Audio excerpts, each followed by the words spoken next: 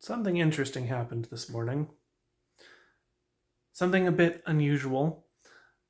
I mean, it's fairly common to see woodpeckers around here, but normally you just see one. There were 5, all in the same tree this morning, right outside my front door. So I decided to look up what woodpeckers mean, and according to this book, a storm is brewing, either literally or metaphorically, but have faith, as you are protected no matter what. So that happened.